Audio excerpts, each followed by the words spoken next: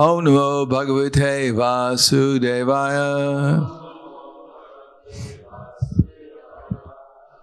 Srimad Bhagavatam, Canto 7, Chapter 14, The Ideal Family Life.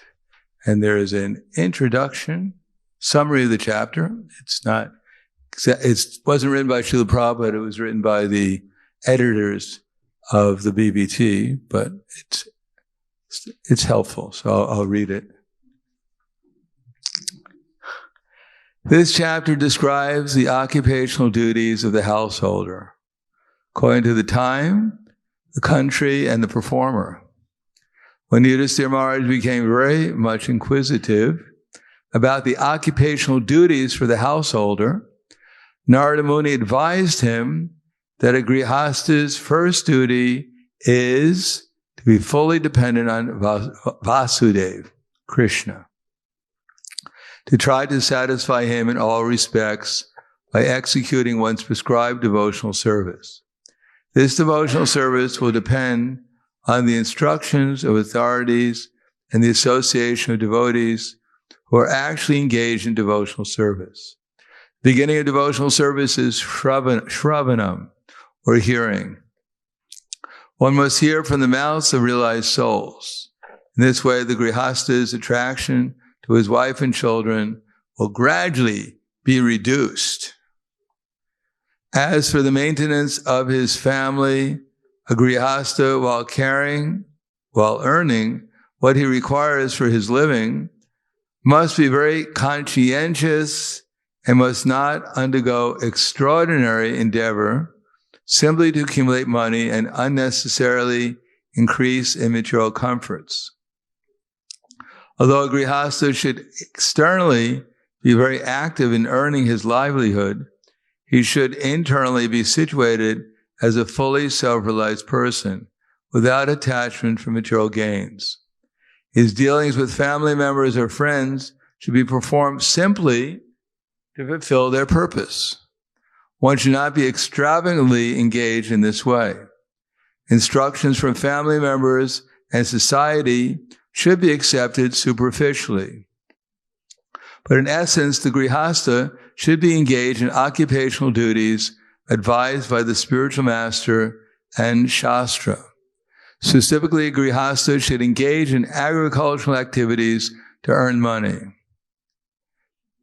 As stated in the Bhagavad Gita 1844, Krishi Gorakshavani Jam, agriculture, cow protection, and trade are special duties of grihastas. If by chance or by the grace of the Lord more money comes, should be properly engaged for the Krishna consciousness movement. One should not be eager to earn more money simply for sensual pleasure. A grihasta should always remember that one who is endeavoring to accumulate more money than necessary is to be considered a thief and is punishable by the laws of nature. A grihasta should be very much affectionate toward lower animals, birds and bees, treating them exactly like his own children.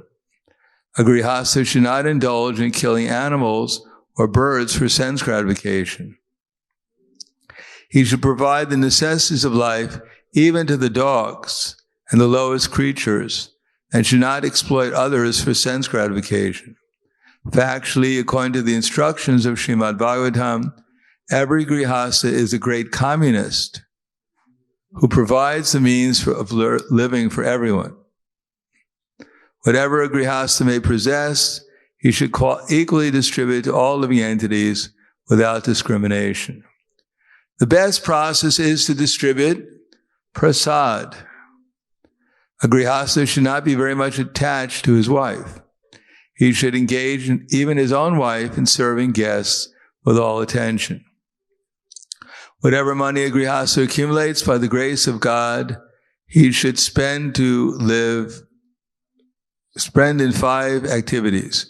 Namely, worshiping the Supreme Personality of Godhead, receiving Vaishnavas and saintly persons, distributing prasad to the general public and to all living entities, offering prasad to his forefathers, and also offering prasad to his own self. Well, at least. Grihasthas should always be ready to worship everyone as mentioned above. The Grihastha should not eat anything not offered to the Supreme Personality of Godhead. As it is said in the Bhagavad Gita 3:13, Yagya Shistashina Santo Muchante Sarvakil Vishai.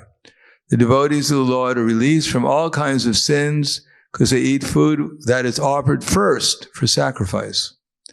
The Grihastha should also visit the holy places of pilgrimage mentioned in the Puranas. In this way, he should fully engage in worshiping the Supreme Personality of Godhead for the benefit of his family, his society, his country, and humanity at large. Text 1. Shri Yudhisthira Vacha Grihastha Etan Pandavim or Padavim. Grihastha Etam Padavim Vidina Yena Chanjasa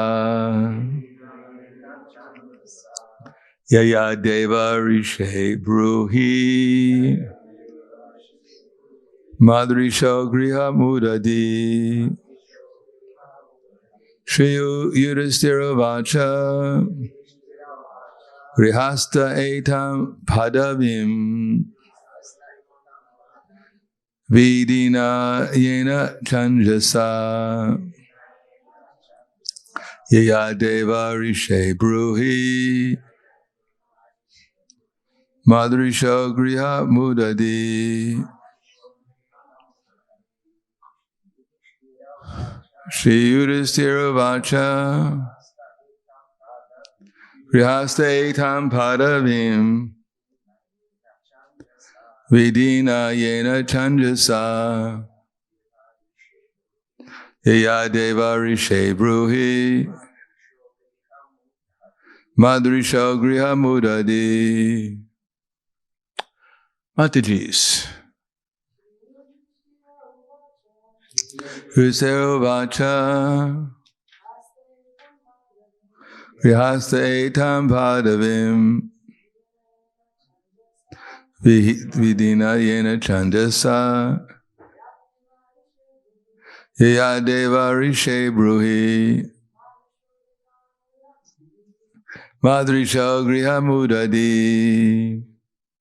Shri Yudhisthira Uvacha. Yudhisthira Maharaj said, Grihastha, person living with his family, Etam, this, the process mentioned in the previous chapter.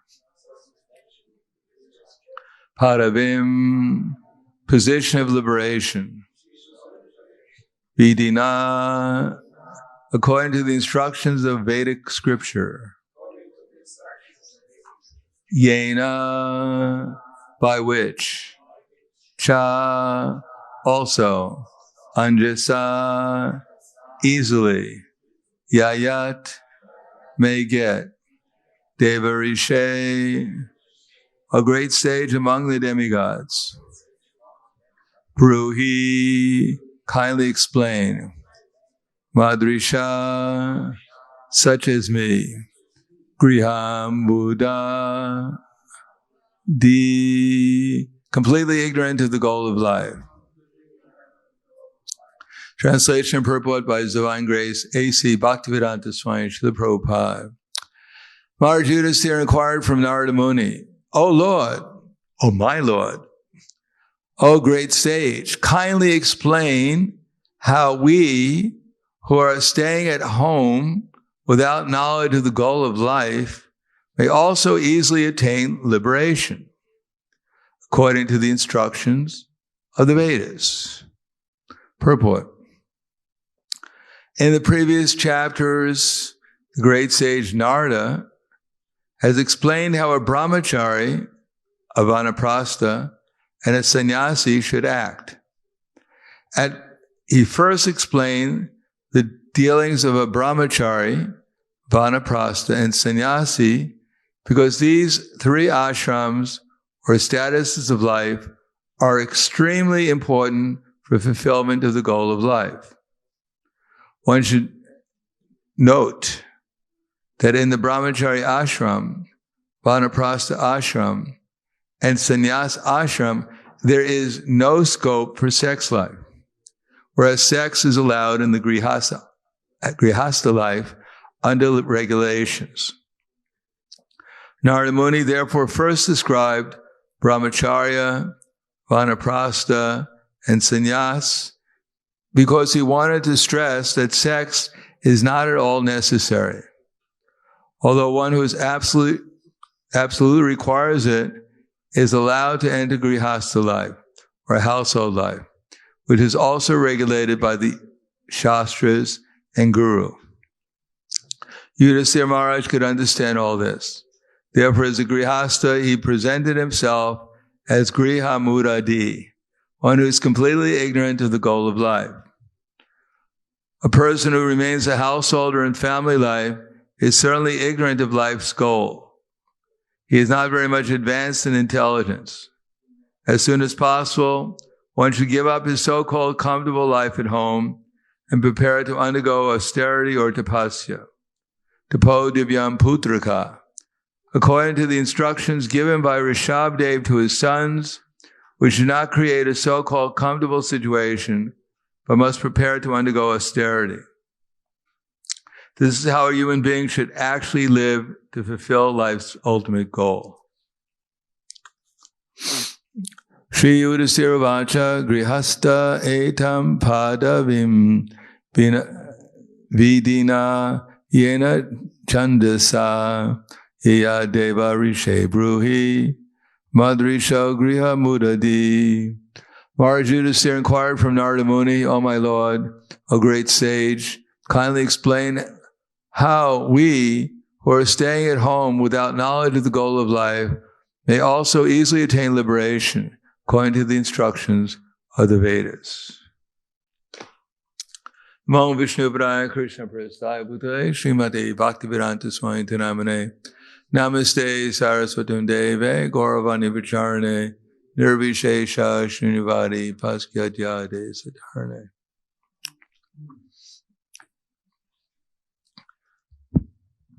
Prabhupada mentions here that the brahmachari ashram, sannyasa ashram, vanaprastha ashram, they're extremely important to fulfill the goal of life. But that doesn't make the grihastha ashram any less important to fulfill the goal of life, because all the different ashrams are training for two things: knowledge and renunciation. Knowledge that we're not this body, and to renounce the material conception of life. Which means not only we're not this body, but we're not the owners of this material existence. Krishna is the controller, and that Krishna is the ultimate goal of life. Krishna, the Supreme Personality of Godhead, is the real friend and benedictor of everyone. But in the material world, we come here with the idea of imitating Krishna, and therefore the imitation generally is in the grihastha ashram. Of course, nowadays, grihastha ashram seems to have disappeared, but it's just appeared in a different form, that's all. Grihastha ashram means the idea of enjoying together, and in order to do that with, generally it used to be man and woman, but nowadays things are a little different. That enjoying together and under some form of economic development for sense gratification. Some kind of cooperation for economic development and sense gratification. But of course, it's become so distorted in Kali Yuga that it's really hard to sometimes recognize. And people have fallen in love with all kinds of things. Even we have one temple in Detroit, which was formerly called the Fisher Mansion. Fisher was he was the owner of automobiles. He was like Ford. He had a whole line of fancy automobiles, and he became fabulously wealthy and bought this mansion in Detroit. Deva something ashram now. And we bought that ashram for something like $80,000 at that time. And of course, the owners, they took away everything valuable that they could take with them. After they sold it to us, they just stripped the place as much as they could. And although Prabhupada originally asked that they donate the mansion, because we're beggars, we have no money, they wouldn't give it. They said, $80,000 was the minimum. Of course, we didn't know they had bought it for a fraction of that themselves. In any case, we had this mansion was there, and Mr. Fisher, he had 2 dogs, and he was in love with the dogs. So he actually, his estate, the dogs inherited. Pious dogs. And after the dogs died, he had them buried in his swimming pool in silver caskets. And he covered it over the swimming pool. So if you go there, you can go to the place of pilgrimage where the dogs lie. So anything's possible in Kali Yuga. There's no limit to the degradation that's possible.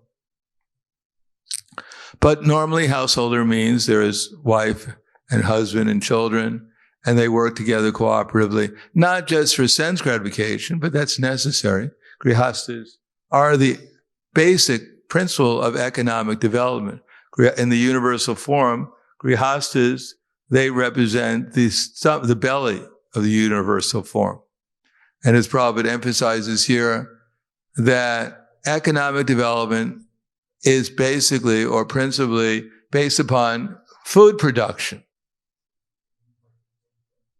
Anad bhavati bhutani parjana ana sambhava. That all living entities subsist on food grains.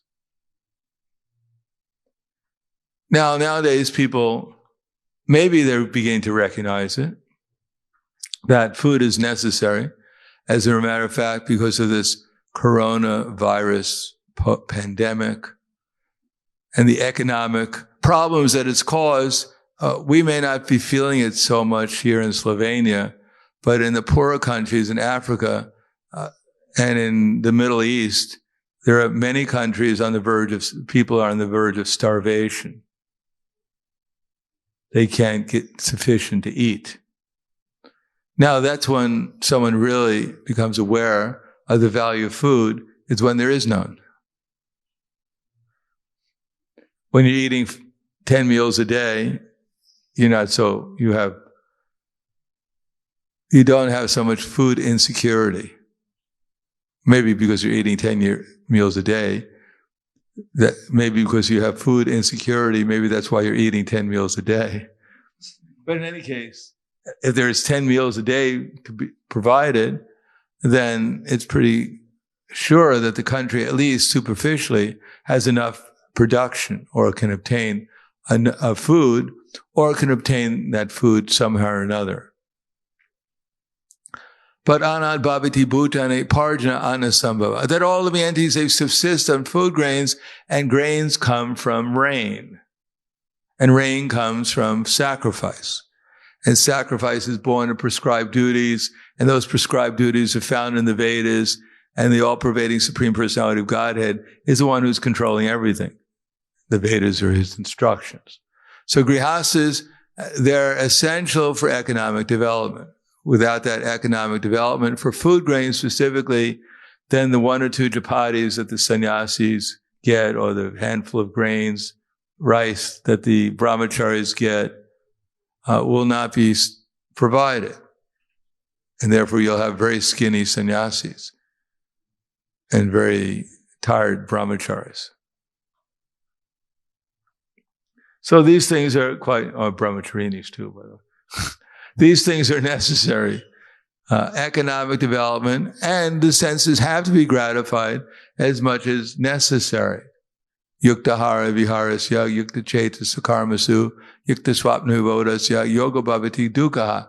Krishna doesn't say yogis don't eat, yogis don't sleep, etc.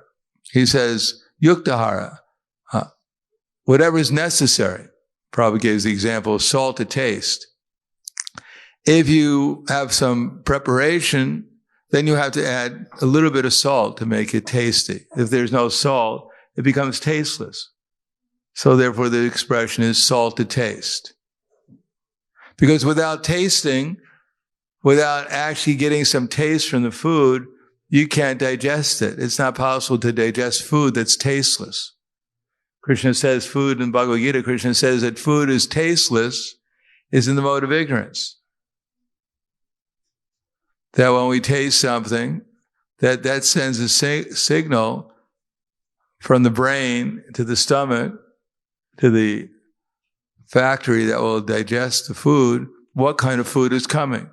When the food enters into the stomach, the intestines don't start dialoguing with each other. The small intestine doesn't ask the stomach, my dear stomach, what is this? What did you just send me? The stomach goes, I don't know, no one told me. They just sent it my way. I didn't even bother reading the label, but it's here. And when it gets to the large intestine, etc., similarly, there's no communication. The only communication with the food begins at the time when we're eating the food, if it has some taste. And if it's not taste, it has no taste, it's called what? Food that has no taste, or anything that has no taste, is called what? Does anyone know? Hogwash. I don't know, hogwash. That would be really bad. That hogwash definitely has a taste.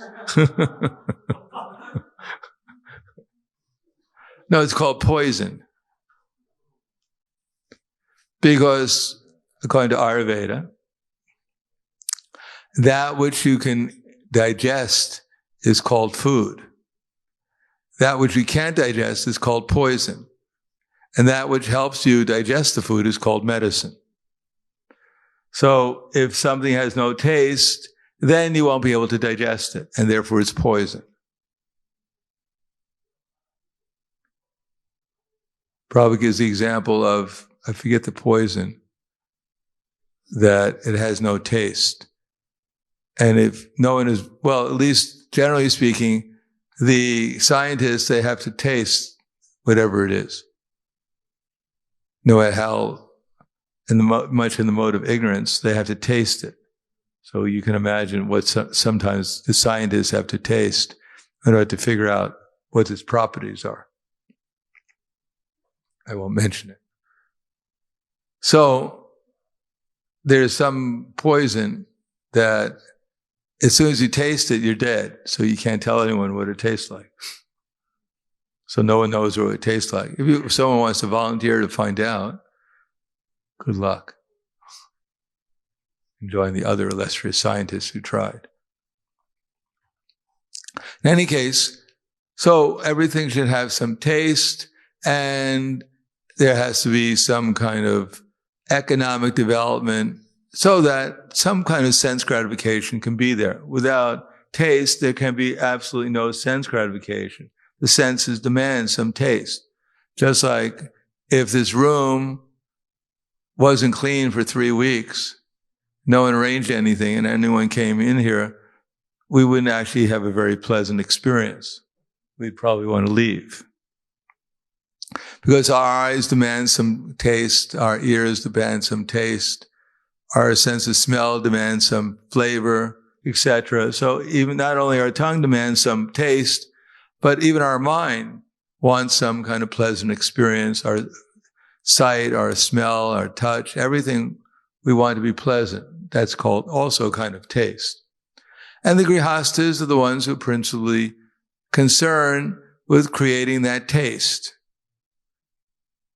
Because the brahmacharis, the vanaprasthas, the sannyasis, they're engaged in a kind of different business, but they also require some kind of maintenance. And the grihastas, who are a little bit more involved with maintaining the other ashrams, also have to create a pleasant circumstance for the society so that the society goes on peacefully and everyone feels satisfied. Nowadays, of course, people have forgotten all about relationships or the relationships between people. They think real taste is going to come from some technology. The perfect example is previously, if you watched Indian movies, all the movies were quite slow compared to the current movies. In the current movies, you have to have at least, the hero has to kill at least 20 people in the movie, or else he's considered to be effeminate. And there has to be at least 5 scenes of romance in different forms, in order to be considered a bona fide movie nowadays, that people would have any reason to go and see. Even the cartoons, these things have to be there, or else the children won't even watch anymore. It's too slow. But in the previous Indian movies, like Sita's Wedding, which I don't know if you're familiar with. You've seen Sita's Wedding? About Lord Ramachandra and Sita. Has anyone ever seen Sita's Wedding? Oh, it's probably one of the most beautiful Indian movies they ever made. It's all about Sita and Ram. Obviously, Sita's Wedding was. Yeah, it's all about, and even Mahabharata, which I only saw like 15 minutes of, that all India stopped for when it was playing. It's all about relationships, mood, exchanges between people. And therefore there's, the violence is 15 minutes and the relationships is another hour and a half. The people don't like that. It doesn't really suit their mentality because it's too close to the mode of goodness. Plenty of passion, but, has a tinge of goodness and people can't really relate to it.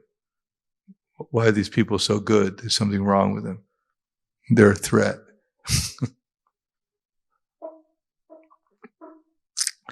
But that's essential for the Grihastha ashram. That's what keeps the society together.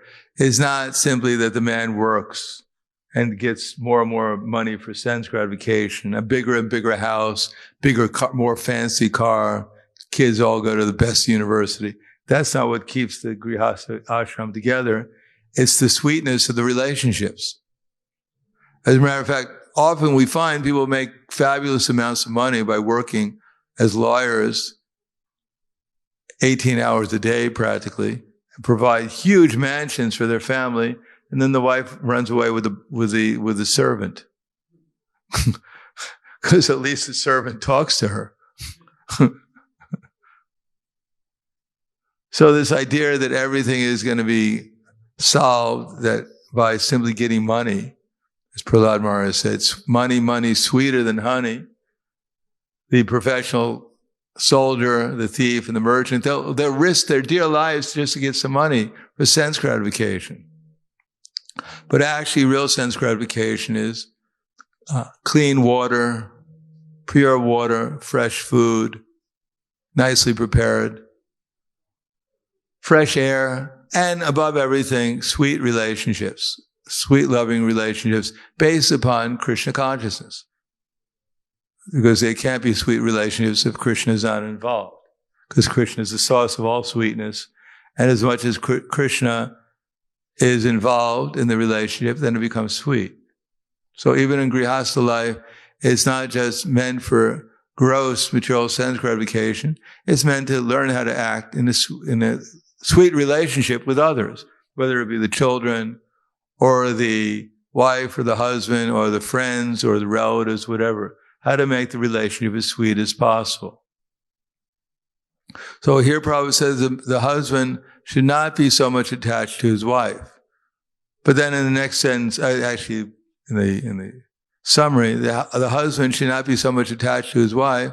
But then the next line Prabhupada says, that he should treat even the animals, the birds and the bees and everything else, as affection as he treats his children. So it's not that in Grihastha life there's no affection, but the affection is in relationship to the wife and children, etc., in relationship to Krishna. It's not that if we're relating in relationship to Krishna, that we won't be affectionate to others. Actually, that's when real affection begins. And therefore, by the grihastha engaging his wife and serving the brahmacharis, the sannyasis and the sadhus especially, then it's not that he loses affection for his wife, but his wife actually and himself and the whole family becomes more and more Krishna conscious, and therefore the relationship becomes even more closer spiritually. So therefore this chapter is about how to spiritualize all the relationships so that even grihastha life becomes as pleasant as possible. Prabhupada said it can't be absolutely pleasant. It can't be absolutely unpleasant. But Prabhupada said if they sit down morning and evening and chant Hare Krishna together, hear Srimad Bhagavatam, Bhagavad Gita, and worship the deities, then it'll become maximally spiritualized, and therefore the husband or wife will stay together, maintain the children, bring them up in spiritual consciousness, maybe even send them to a gurukul if there's such a thing. And at the end of life, they'll take vanaprastha and make their lives successful by the lady eventually going back to the children, teaching them renunciation and knowledge, and the husband taking sannyas and spreading Krishna consciousness and making his life successful. So I'll stop there. Thank you. Any questions or comments? Someone complaining there? What? Sounds like someone's being tortured or something. Hare Krishna. Thank you very much, Maharaj. I wonder about this salt, like modern medicine. Like Himalayan salt. We only use Himalayan salt.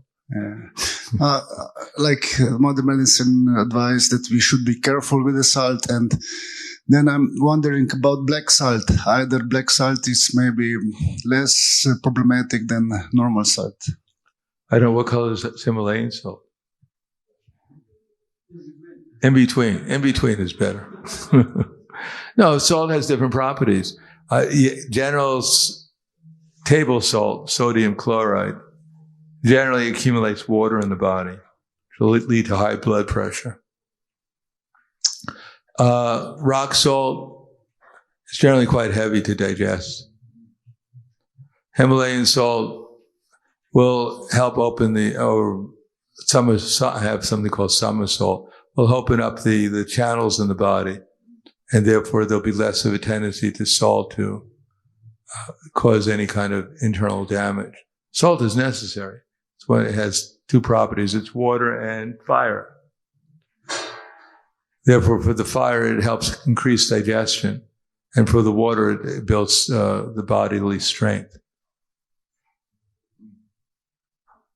But it has to be digested itself. If it's too heavy, it may tax the digestive fire, although it has fire itself within it, because it's made partly out of fire. Because it's also water, though, some salts have more of a tendency to cause edema, or accumulation of the water in the body, due to lack of closing the channels in the body for elimination, and due to suppressing the fire of digestion to some degree.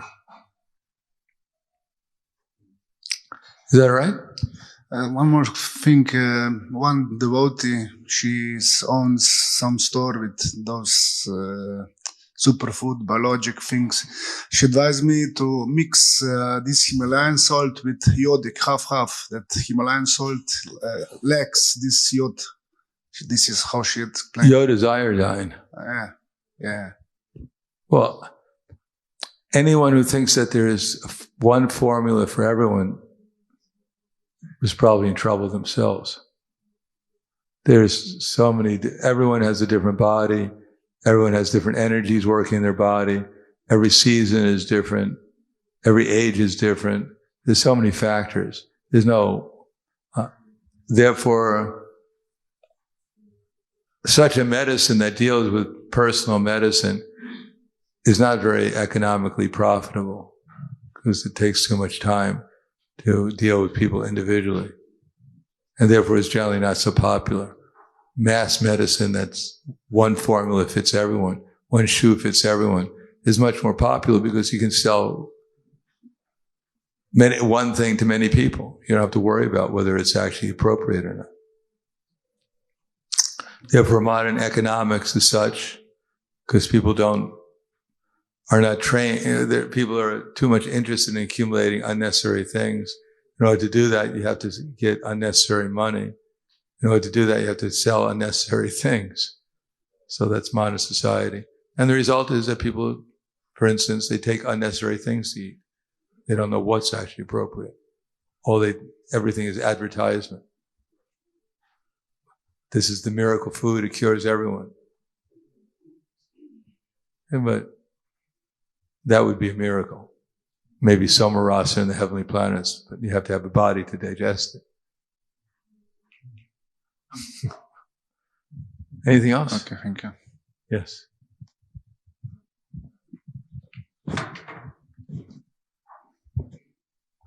Thank you, Maharaj.